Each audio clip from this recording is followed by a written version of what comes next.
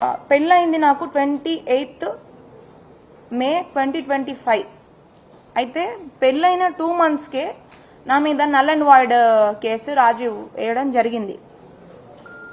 దానికి అసలు అంటే వాళ్ళు నిన్న చెప్తున్నారు కదా, వాళ్ళిద్దరి మధ్యలో మనస్పర్ధలు వచ్చాయి, వాళ్ళు ఏవో అయినాయి అని చెప్పి.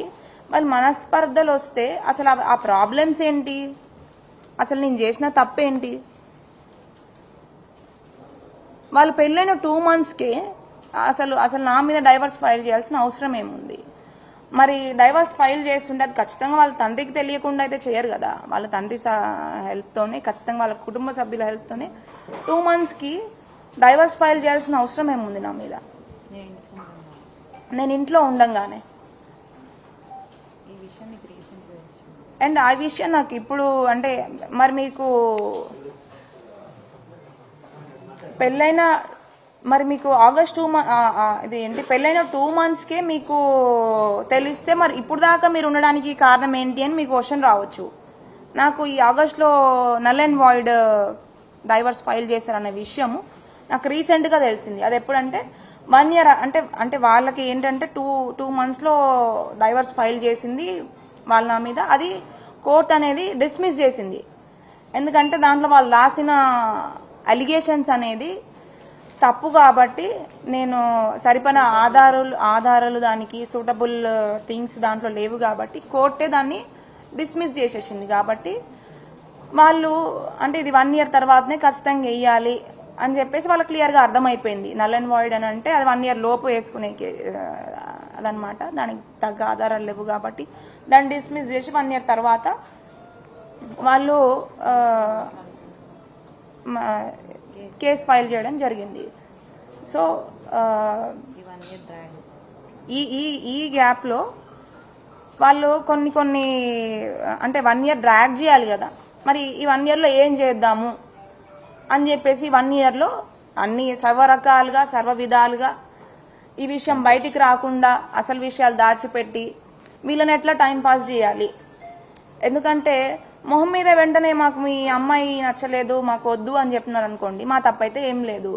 మరి ఇంకేం రీజన్ చెప్పి వీళ్ళని వదిలించుకోవాలి? తప్పైతే 100కి 100% మా వైపే ఉంది, జోగి రమేష్ గారి వైపు రాజీవ్ వైపే ఉంది అని తెలిసి పెళ్లి చేశారు. మరి వీళ్ళని ఎట్లా డ్రాగ్ చేయాలి, దీన్ని ఎట్లా కంటిన్యూ చేయాలి అని చెప్పేసి ఏం చేశారంటే అసలు విషయాలన్నీ కూడా మా మమ్మీ వాళ్ళు ఏంటి అసలు అమ్మాయికి సరిగ్గా ఉండట్లేదు, అబ్బాయి సరిగ్గా ఉండట్లేదు, సరిగ్గా కలిసి ఉండట్లేదు అని చెప్పి మా మమ్మీ వాళ్ళు క్వశ్చన్ చేశారు.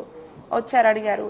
దానికి వాళ్ళు ఇచ్చిన ఆన్సర్ ఏంటంటే, సరే అండి మేము సెట్ చేస్తాము, మేము ట్రీట్మెంట్ ఇప్పిస్తాము అబ్బాయికి అని చెప్పేసి, కానీ మీ అమ్మాయి ఇక్కడ ఉంటే నామోషిగా ఫీల్ అవుతున్నాడేమో అని చెప్పేసి నన్ను పెళ్ళైన స్టార్టింగ్లోనే నేను ఏదైతే చెప్పానో పెళ్ళైన 20 రోజులన్నా ఫస్ట్ నన్ను అట్లా పంపించేశారు.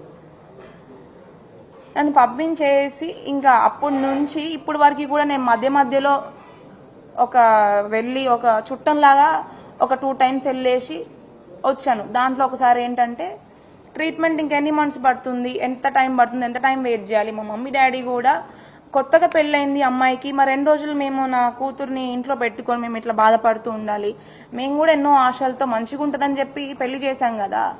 నా కన్న తండ్రిగా కన్న కూతురిగా మా కూతుర్ని ఇట్లా అందరు కూడా క్వశ్చన్ చేస్తున్నారు. మరి మా అమ్మాయి తప్పేముందో, పెళ్ళైన కొత్తలే ఎందుకు తీసుకొని వచ్చి ఇంట్లో పెట్టారనే క్వశ్చన్స్ రేజ్ అవుతున్నాయి. కాబట్టి అసలు విషయం అంటే అప్పటికి మేము బయటికి చెప్పుకోలేదు.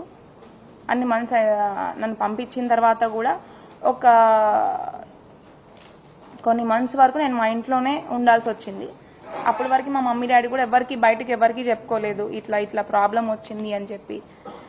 ట్రీట్మెంట్ కోసం అని చెప్పి వెయిట్ చేశాము. ఆ ట్రీట్మెంట్ అయిపోయిన తర్వాత ఒక 4 months మీ అందరికీ తెలిసినట్టుగా అతను లిక్కర్ కేసు అనేది ఒక 3 to 4 months వేస్ట్ అయింది. ఒక 3 months వచ్చేసి లిక్కర్ కేసులో వాళ్ళు జైల్లో ఉండడం జరిగింది. వాళ్ళ తమ్ముడు రాము అండ్ రమేష్ గారు కూడా జైల్లో ఉండడం జరిగింది. ఆ 3 months తర్వాత ఇంకొక 1 month వచ్చేసి వాళ్ళు పాపము చాలా ఇబ్బంది పడ్డారు ఆ 3 monthsలో. కాబట్టి పరామర్శ కోసం జగన్ గారు కూడా వీళ్ళందరూ కూడా వచ్చి పాపం వాళ్ళని పరామర్శించారు. బట్ దాని వెనక నాకెన్నో ఇబ్బందులు అయినాయి, అవి ఎవ్వరికీ తెలీదు. బట్ నన్ను కనీసము ఇబ్బంది పెట్టిన వాళ్ళు ఆ సొంత నా అత్త మామ నా ఆడపడుచు కానీ వాళ్ళ నా భర్త కానీ వాళ్ళ తమ్ముడు కానీ లేకపోతే ముందు నుంచి ఈ పెళ్లికి ముందు నుంచి వాళ్ళ పెద్దలుగా ఉన్న వాళ్ళ కుటుంబ సైడ్ నుంచి పెద్దలుగా ఉన్న జోగి రాము వాళ్ళ తమ్ముడు జోగి రాము కానీ స్వామి కానీ వీళ్ళందరూ ఎవ్వరు కూడా మరి ట్రీట్మెంట్ కోసం అని చెప్పేసి నన్ను పంపించేసిన తర్వాత నన్ను పట్టించుకున్న